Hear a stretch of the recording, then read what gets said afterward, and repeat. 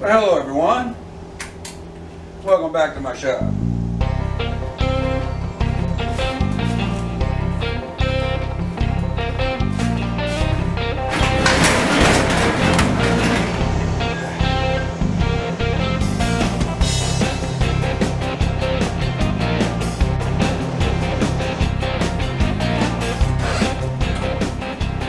Alright, packed them in pretty tight this time.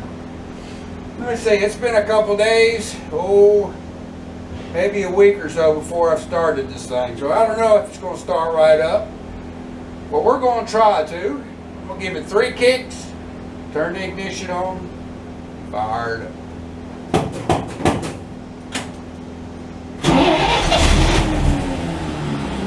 Almost. That may have been all the gas that was left in the car, but we'll see. Oh, it's trying. One more again.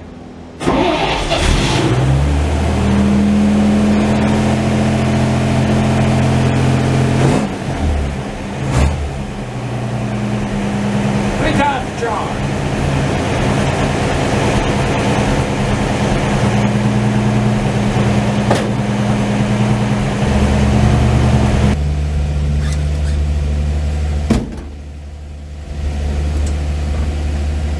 Boy, it's a hot one today. Let's kick her down.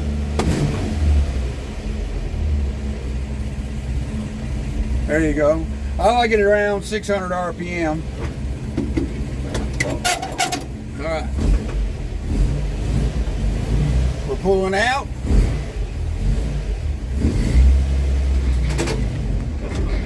And we're going to run a few errands. Just like the other videos. I'll be right back.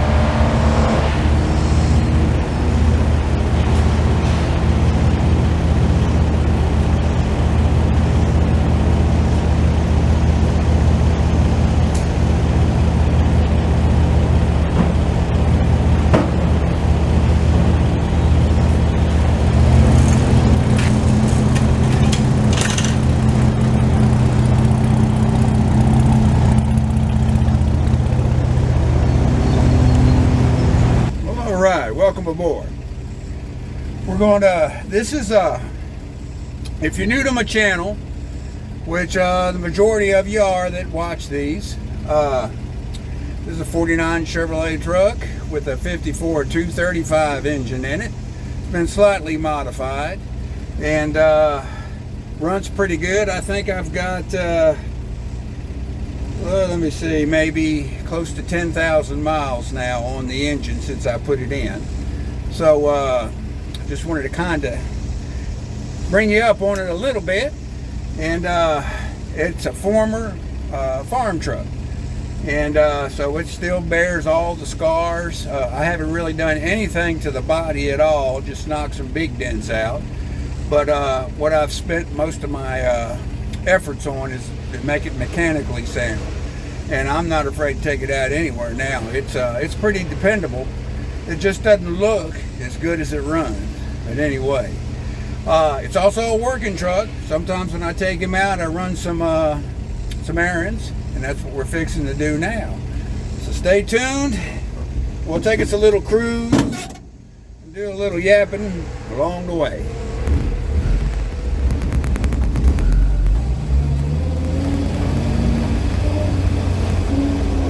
Like my neighbor's getting some work done.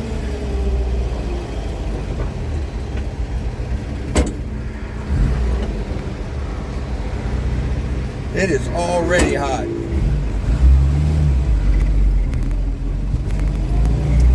I must be crazy not to be in my air-conditioned truck.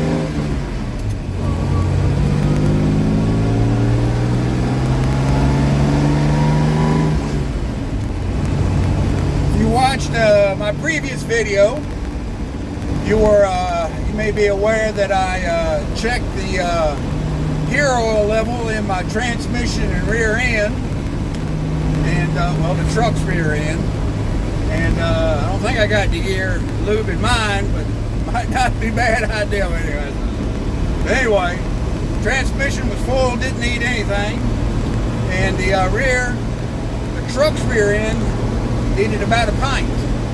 I know I've got a real slow oozing leak, and I'm going to address that in about 1,000 more miles when I do the 3,000 mile maintenance. But until then, I know I put, to get that pint low, it took it about 5,000 miles. And, well, I'll worry about it in 1,000. Got both of my vents open, so it's kind of feeling good, but boy, it's going to get hot later. Tell you what.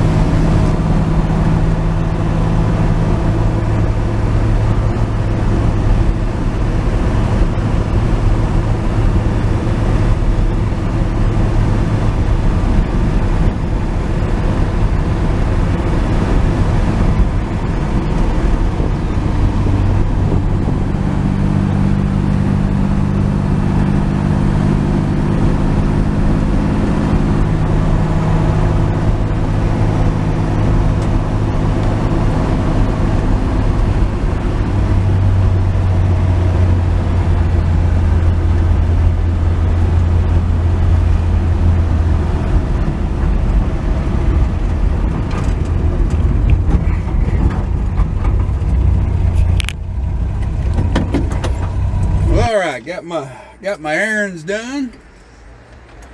Boy, it is hot. Oh, is it hot? Let's see. All right.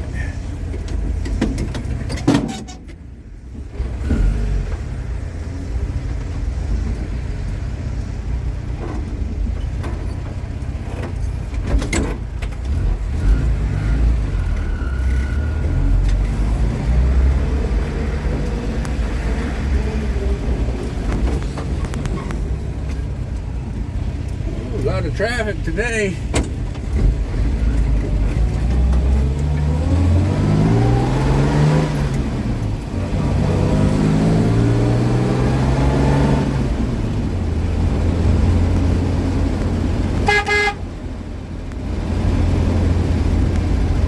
That's 12 volts being put through a 6-volt horn and horn relay. As you can see, it works good. I don't know how long it would last if I laid onto that horn and kept it there, but I never use it anyway, like that. So if you're just an occasional user, 6-volt horn and 6-volt horn relay will work fine on 12 volts. So anyway,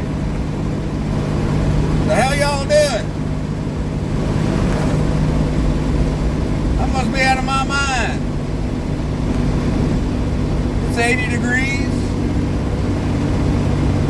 I've got a truck with working air conditioning, automatic transmission, power steering. Yet I'm in this. Power's in this. That's the power steering. Air conditioning is, what do you call it? I can't remember what we used to say back in the day. Something about the windows being down and doing 60 mile an hour. Well, I ain't doing 60, but it does feel a lot better when I'm moving. All right. Got the cow vent and the side vent. They are functional, and I would hate to be driving in one of these on an 80-degree day and those didn't open. You didn't have air conditioning. Well, now, boy, I got a speed racer coming up on my tail. Boy, that happens on every video anymore. There's a female, too. Oh. You know, every now and then I think about this 235 has got the power push a power steering pump and an air conditioning compressor.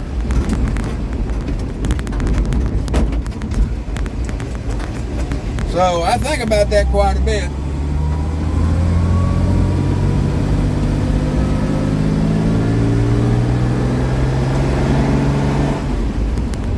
Going up a hill. You can't tell from the video, but that's a pretty good steep grade.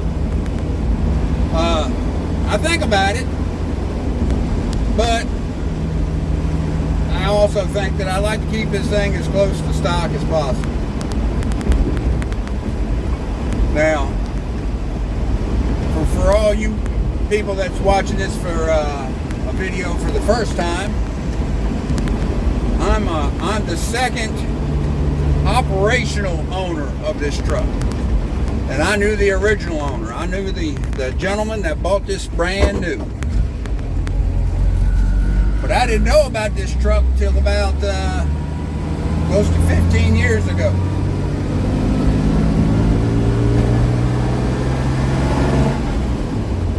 The gentleman was my wife's uncle.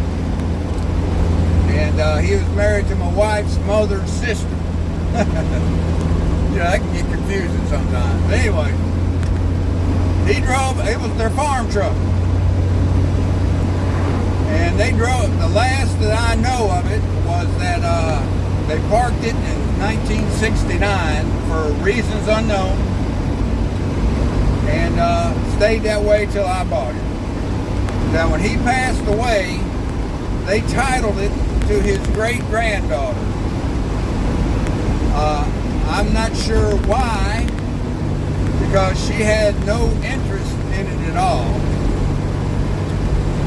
And one Thanksgiving, over a Thanksgiving dinner, they told me about it, because I was, at the time, I had just restored a 1972 Carmen Gio. And so I said, oh yeah, I'm interested to see it. I went and looked at it. The proverbial love at first sight. I'll link a picture here. She wasn't pretty.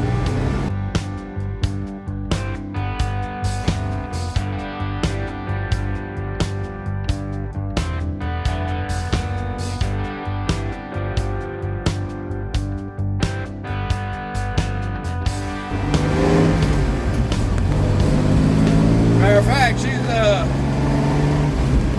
she's worse than a homely. She was in bad shape. Critters had taken up residence. It was in a barn, so you can imagine. But anyway, I got it running on the original 216 engine, and I dug it so much driving this thing that I bought a 54 235 engine needing rebuild, and I rebuilt it and hopped it up a little bit along the way, put it in it, and she's still cruising. I've put about, on both engines now, I guess I put about 33,000 miles on this truck. Yep. I was able to, the odometer was at 99,400 or 500 miles. So I was able to use a drill to spin it to zero out, you know, turn it over. And back in the day, these didn't show millions of miles. They just turned over. So when I got it running and going, my odometer was at, what, 6 zeros and a 10th zero. So anyway, so my odometer is fairly accurate. And so I know how many miles I put on the truck. Now the engine, since I did the swap, I think I've got about 10,000 on the 235. 216, it was wore out when I got it running. I had to send the head off and get it rebuilt. And it was beyond my rebuilding capabilities. It needed machine work.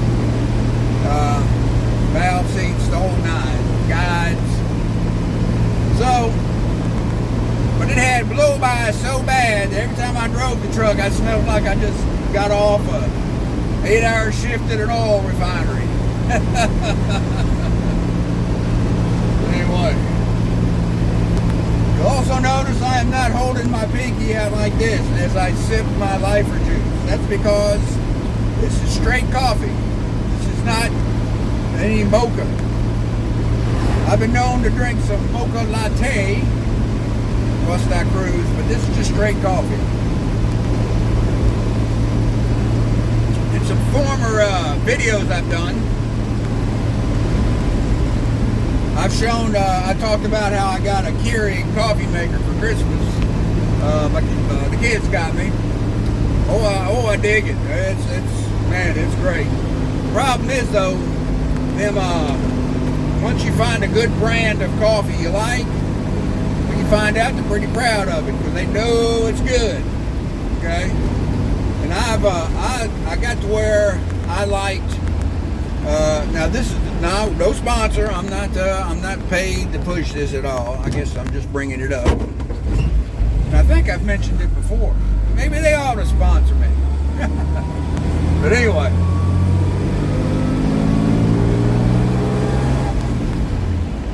Green Mountain Breakfast Blend. It's smooth, and I guess they call it a medium blend. So it's not, you don't chew it. It's not that thick, but it's good. And but they're proud of that stuff. So I did some experimenting around on some different brands, Dunkin' Donuts, the major brands there. I even got a stainless steel reusable cup that I can use my regular coffee in, which I don't mind to do. I haven't got any problem with that. But I kind of like the convenience of just plopping in one of them cups, use it, throw it away. Lazy American. Anyway, I discovered this stuff on the Jungle site, and I may put a link. That's where I get the when they put it on sale. That's also where I get the Green Mountain. And but this brand that's fairly good. It's not bad. It's not bad at all, and it's really cheap. I mean, it's like a quarter of the price of the Green Mountain. You know what it's called? Happy Belly. I bet you can't guess where that's from. Oh man. I mean, I don't know where it's from. It says it's got Aruba, whatever that beans are that you get in South America. So I don't know.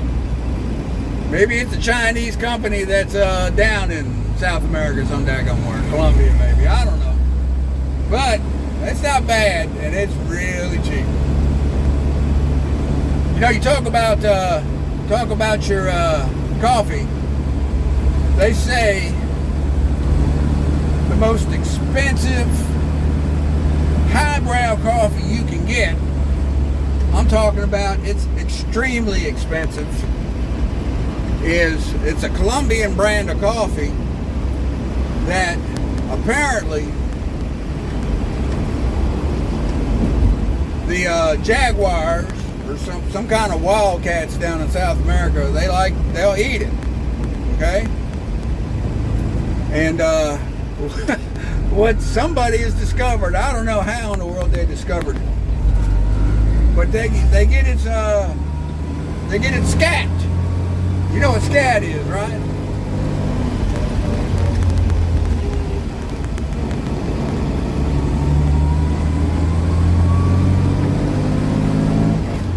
And they mix more of them beans in with that scat, and they make coffee out of it. I kid you not. I don't know what the name of the thing is. And it's expensive. These highbrow people, they love that stuff. Cat shit coffee. How'd I get on that? Who knows? Oh man. I may have talked about this before, but a whole lot of, we got a lot of cattle around this way because our soil is not real good. It's not the best for growing a lot of things besides corn, like the sown corn. But anyway, so we got a lot of cattle because it's rocky. We've also, over the last, I'm gonna guess maybe 30 years, we've been invaded by coyotes, and they've just moved in. The alpha predator of that size used to be around here was the red wolf, and we pretty much wiped them out. You know, they're a smaller, well, you know, coyote size. So nobody reintroduced these coyotes. Nature seen a void and, well, filled it. Happy belly. Anyway, they're really bad on newborn calves. You know, predation is pretty bad. So, what a lot of cattle farmers have discovered is the best guardian for their cattle are donkeys. A donkey will kill a coyote. A donkey will kill anything smaller than it if it deems it as a threat. You know, donkeys are pretty bad. They're some bad little dudes. So everybody, anytime you see a herd of cattle around, you'll see some donkeys. And I've got a neighbor that's got some show quality mules, you know, beautiful mules. They're like a blonde color, and real powerful. They have mule days, and you know, they work them some. But he's got like 20 or so, and beautiful animals. But they're not like a donkey. I mean, of course, they're half donkey, but they don't have the temperament of a donkey.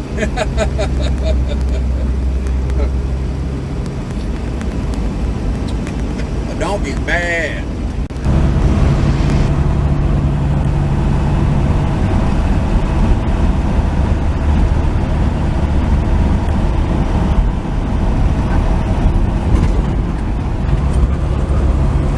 That was a big bump.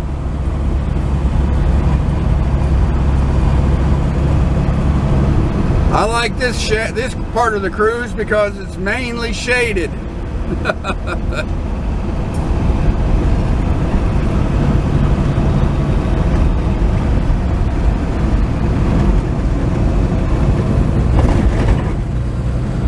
More bumps.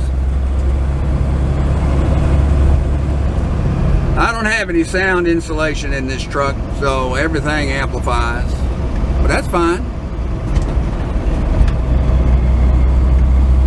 Don't bother me.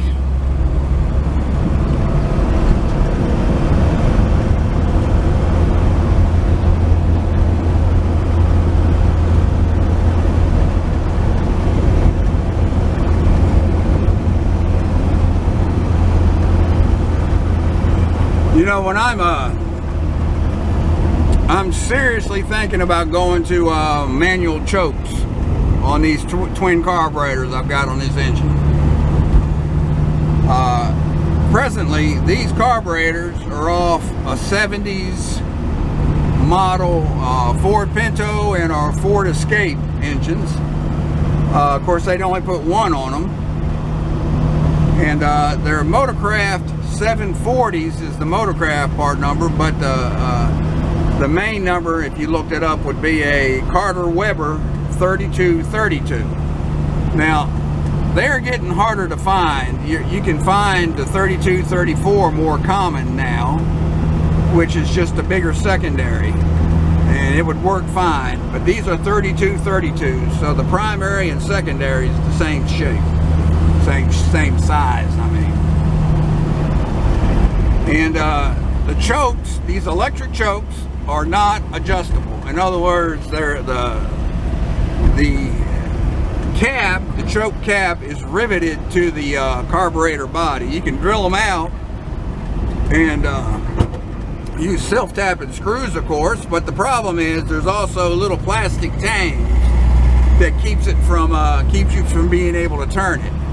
I'm going to guess that had a lot to do with, you know, they were really going crazy with smog controls back in the 70s, the mid-70s up.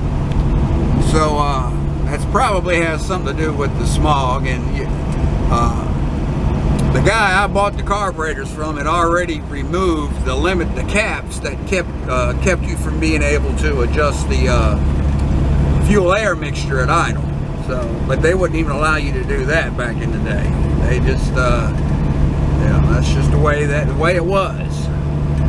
So, what happens is with this, these carburetors, if I let this sit for possibly, well, not on a hot day like today, but on a cool day, let's say in the spring or fall or winter, if I let this thing sit for half an hour, it'll want to bring the chokes on partially, and that's all right because it'll start fine. But what it does is it causes it to go into a higher idle, and it won't kick down as soon as I want it to. It'll stay at a high idle longer than I want. So, long story short, this truck right there, if you see the C on that knob, that's for choke. This originally had a manual choke, and I'm sure I can get a kit. I did it way back in the day, when I was too lazy to fix something to OEM standards. I changed the carb over to manual choke. Worked good. So I know I can get the kits and adapt these. It's just finding that round to it. I really think about it every now and then. Anyway, oh, this is, I bet you this brings it down at least 10 degrees moving and through cooler air in the shade. But I'm about to come out of the shade. Oh well.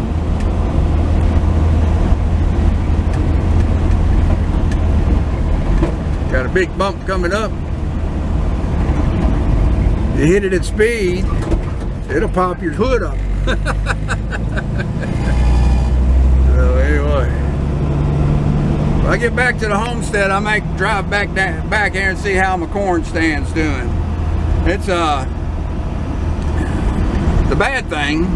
Well, the good thing, one of the bad things is I was late getting it out because we had a very wet spring. Window presented itself to where I could have tilled and planted, and I did something. I can't remember what I got into, so I didn't do it. Take advantage of it, and it was almost a month later before I got the corn out. It's not too late to plant it, okay, but as far as being able to harvest it to eat, in October, problem is, oh, this is when I could use that power steering.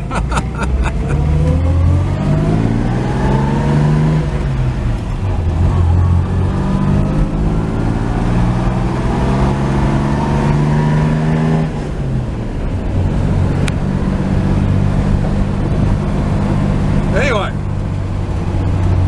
what was I talking about? The chokes? I think I was. I don't remember. Well. Oh, no, I was talking about my corn. Getting it out late. Well, anyway, when I did get back there, the ground was just dry enough for me to till and plant.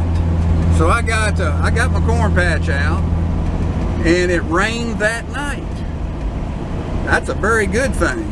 You really would like getting that rain immediately after you get the seed in the ground. Well, the problem is I didn't get another rain for a week. And then it was another week before another rain. So it's been 3 weeks, and I've only had maybe 3 rains on that. So they're not growing as well. It's not growing as well as I hope. And it may or may not produce. I don't know. So we'll see. We may cruise back here and take a look at it.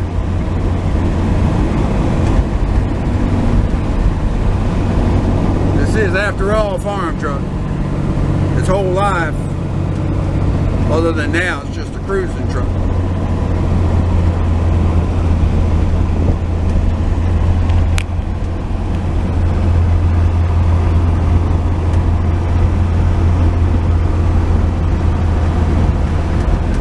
This is just a couple days after the 4th of July. Happy birthday, America. When I think of America and being born and raised in America, I will admit that I am in fact privileged to have been born and raised in America. But then again, no matter your race, your skin color, where your parents came from, if you were born in America, you too are privileged to have been born here. Anyway, great country. Guess I also want to talk on a very, I want to send out my prayers and my condolences to the folks there in middle Texas that experienced that flash flood.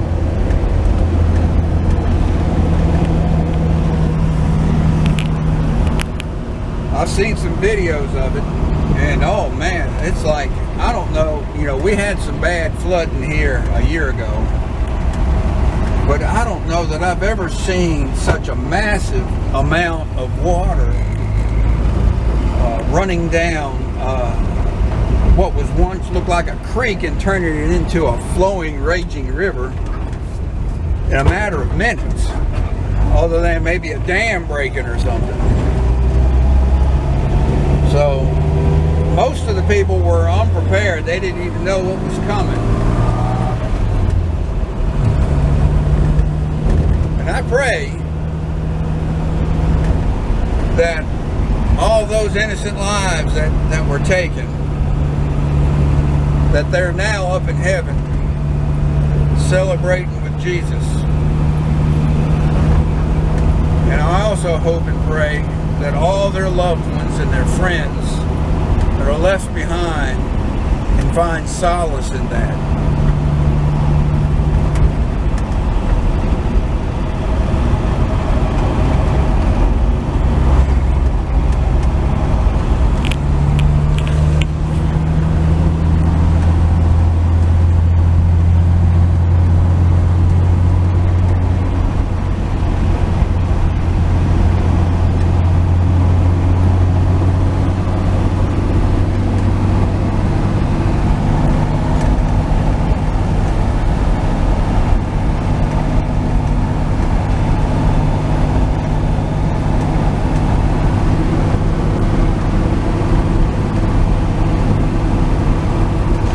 Well, my little pit stop here, I always like to stop and, well, pit stop.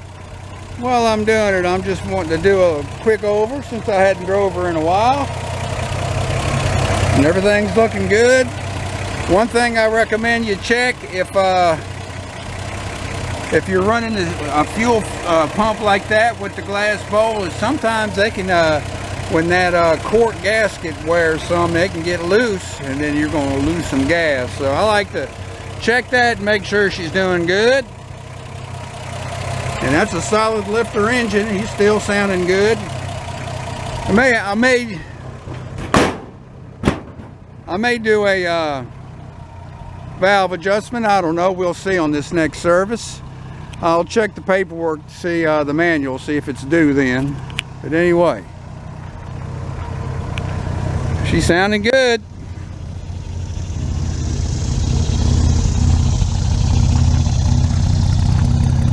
If I idled it down to about 450, 500, it'd have that lope that cam that's in it would give it. So that's about 600 RPM. I like it to be a little smoother.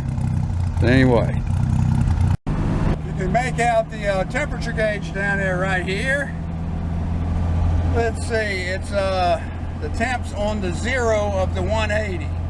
It normally stays on the 8, and that's because of the amount of time that I sat there idling while I did my pit stop.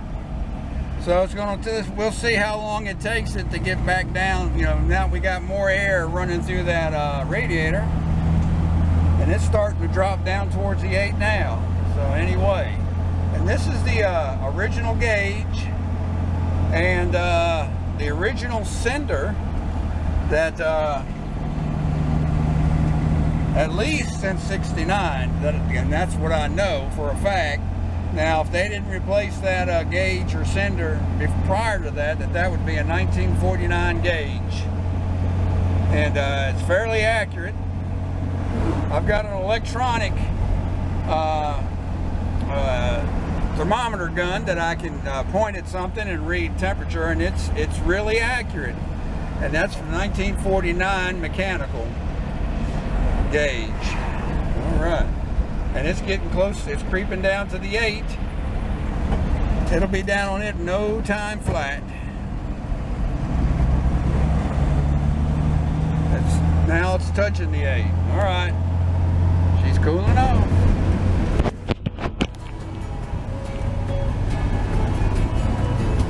I like the way sparkling earrings burn.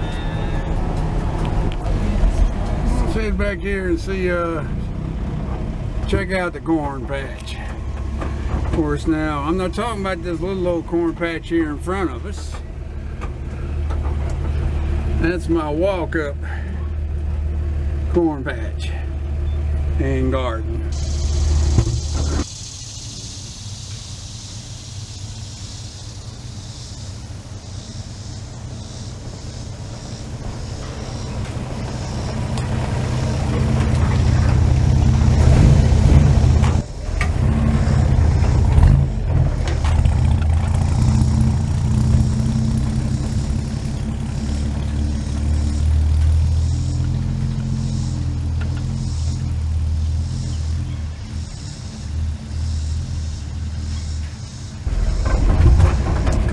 This is the corn patch I'm talking about, and oh man, does it need cultivating bad.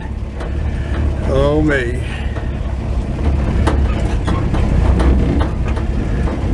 A lot of bare spots.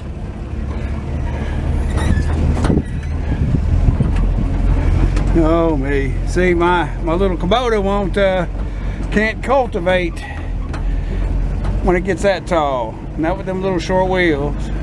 So a little International Harvester Cub would be great. But anyway, we'll go, oh, there's a waskety wabbit.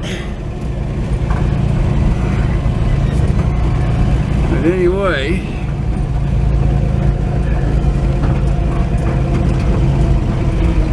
there she is. Well, here's another view of it. See, it's thicker there, thinner here, really thin up there.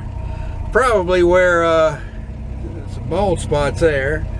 So the planter did good. I think it's just a case of not getting the fertilizer broadcast good enough. Really, I should just put the fertilizer down with the seed, but I don't have that mechanism at this time. So that's what I do, broadcast. I've got a broadcast fertilizer. So anyway, but I think it's going to do as long as we get some rain. We need to get some rain.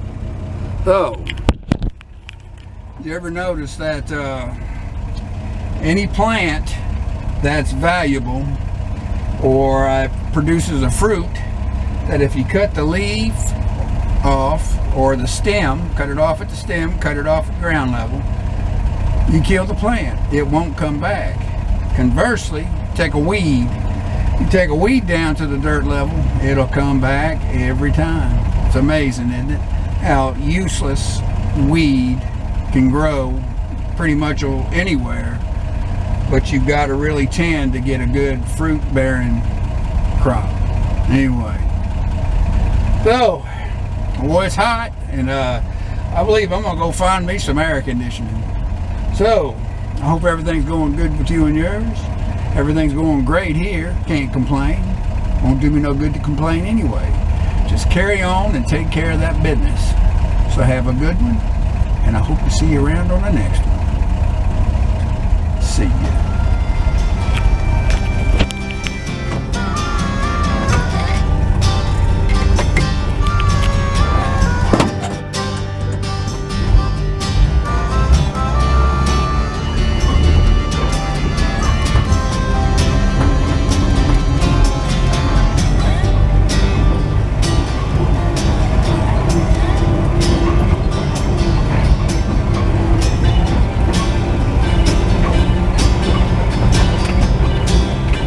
Oh, it needs cultivating bad. I may come back here with my weed eater. Depends upon how I'm motivated.